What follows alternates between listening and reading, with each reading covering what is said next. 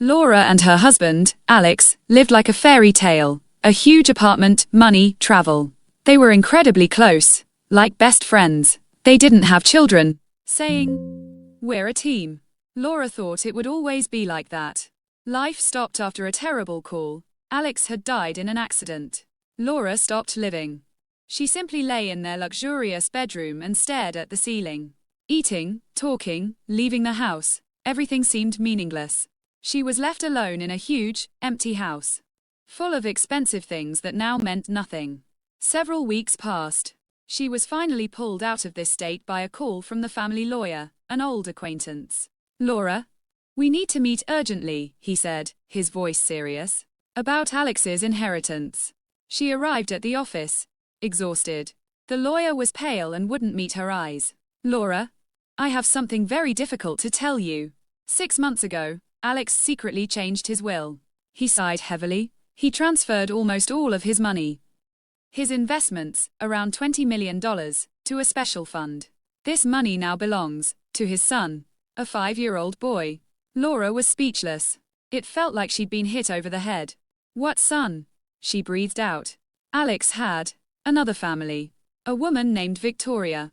They lived together for 5 years. An apartment in a residential area. The boy goes to a regular kindergarten. He left everything to them. For the first few seconds, Laura felt nothing. And then a wave of such anger and pain washed over her that the world went dark. It was all a lie. All their "we're a team," all their talk of the future. While she believed in their love, he left every evening for another woman and his child. He provided them with a future, but left her with only luxurious emptiness and shame. There were no tears. Only an icy, sharp rage. She was no longer a miserable widow. She had become a hunter. Her first step was hiring a private detective, but she also started digging on her own. She found a hidden folder of photos in Alex's old laptop. There he was, happy, with a little boy on his shoulders. He was cutting a cake at a children's party.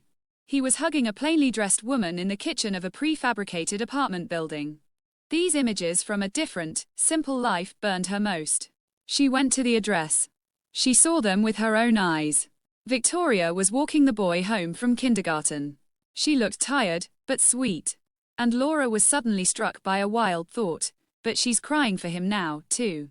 And she has his son. And I have nothing. But Laura didn't give up. She decided to meet this woman face to face. She ambushed her outside the store. "Victoria, I'm Laura, Alex's wife." She turned as pale as a sheet, but in her eyes there was not defiance, but fear and pity. I didn't know about you at first," Victoria stammered. "He said you were divorced. You just didn't file the paperwork. I only learned the truth when he was gone." "He left you all the money," Laura said coldly. "I didn't need his money," Victoria suddenly cried, tears welling up in her eyes.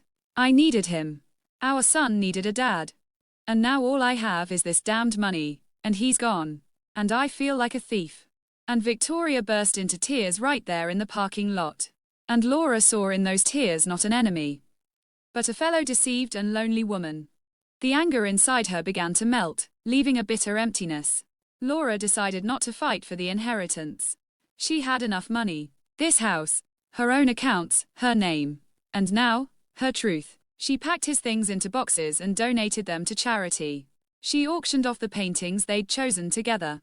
Sold his cars. Not out of anger, but out of a cold, pure resolve to move on. Laura stepped outside. For the first time in weeks, she took a deep breath. The air was no longer heavy. Life wasn't over. It had become different, complex, imperfect, with a wound that would probably never fully heal. But it had acquired new meaning. She needed to learn to live with this bitter truth.